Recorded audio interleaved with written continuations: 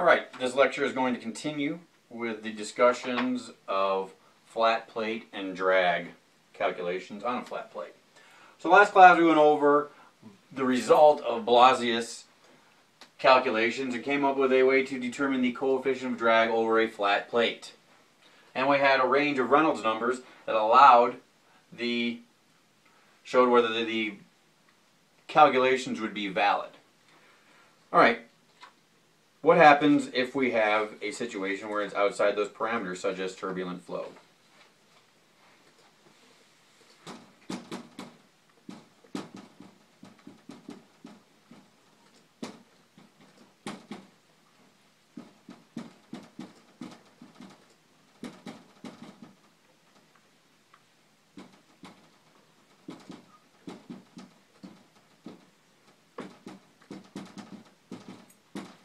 And again, this is going to be the situation where the Reynolds number is going to be roughly greater than 5 times 10 to the 5th. Large Reynolds number. So in this case, where we start seeing turbulence.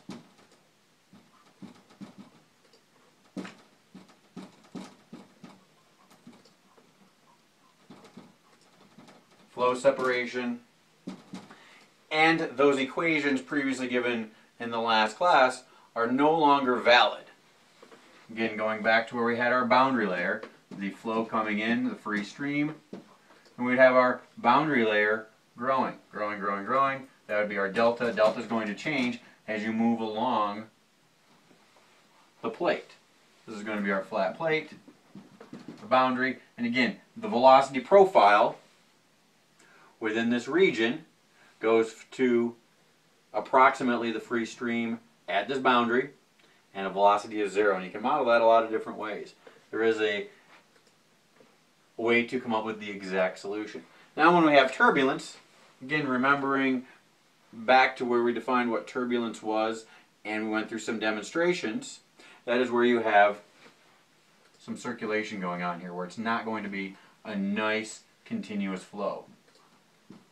Again, in your notes, there's going to be Wikipedia pages that can show much nicer drawing, but as we move down along the length, the Reynolds number is obviously going to grow, because remember, Reynolds number is rho VL over mu.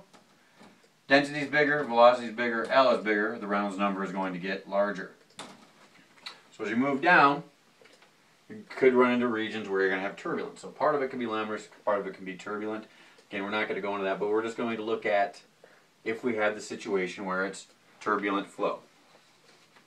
So it changes the coefficients. The previous model made the assumption we had laminar flow. Modeled the velocity profile, and then came up with a result using calculus. Now we have to use a different velocity profile seen in turbulent flow. So, Blasius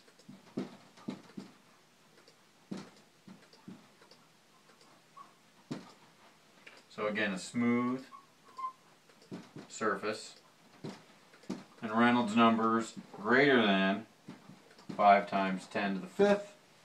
We get the local coefficient of friction. Remember, the local coefficient of friction is the relation to the shear stress at a point along the length. 0.027 divided by Reynolds number at a point x raised to the 1/7 power. Last time we had a different number on top and it was raised to the 1/2 power. Where again, this is the local coefficient.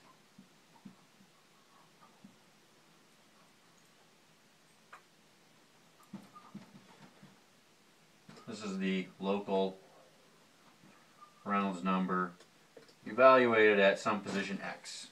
0.1, 0.2 as you move downstream. Apply calculus, you can get the coefficient of drag, integrating it all up, so you can get the force, which is going to be 7/6 times the coefficient of friction evaluated at the length. Doing the mathematics, you get 0.031 divided by Reynolds number based on length raised to the 1/7 power. Okay, that's the coefficient of friction evaluated at the full length, 7/6 multiplied by that value, and then we get a Reynolds number evaluated at the length. Alright, let's do an example problem utilizing, making the assumption, or using some parameters and looking at turbulent flow.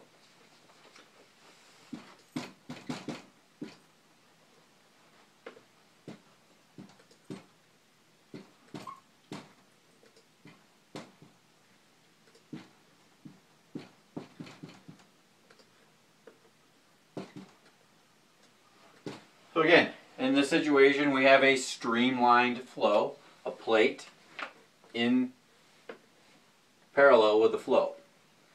The size of the plate is going to again be 2 meters by 1 meter, where 1 meter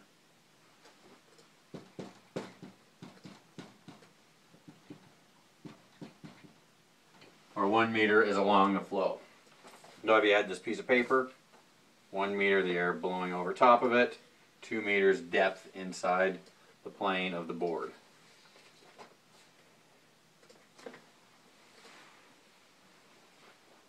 Free stream velocity in this case is 22 meters per second.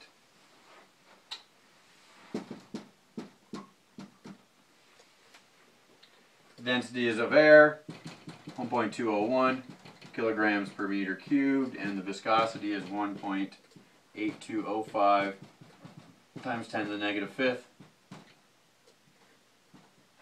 pascals times a second.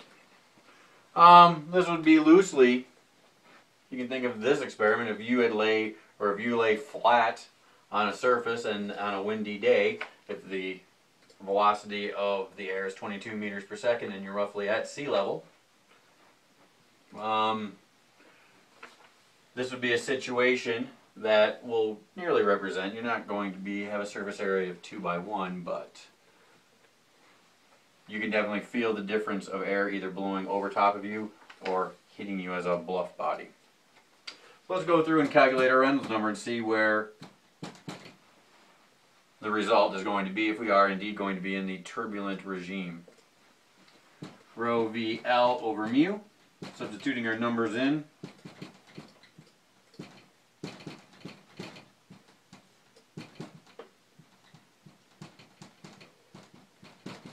We get a number of 1.5 times 10 to the 6th. Comparing that with our threshold, it is greater than 5 times 10 to the 5th. Therefore, using the turbulent flow model will be reasonably accurate. Therefore, the coefficient of drag is 0.031 divided by Reynolds number evaluated at the length to the 7th power, or 1/7 power. When you put that in your calculator, you should get a value of the coefficient of drag of 0.0041. Force of drag, therefore, is 1/2 the coefficient of drag. Density, velocity squared, area. 0.0041 divided by 2. The density is 1.201.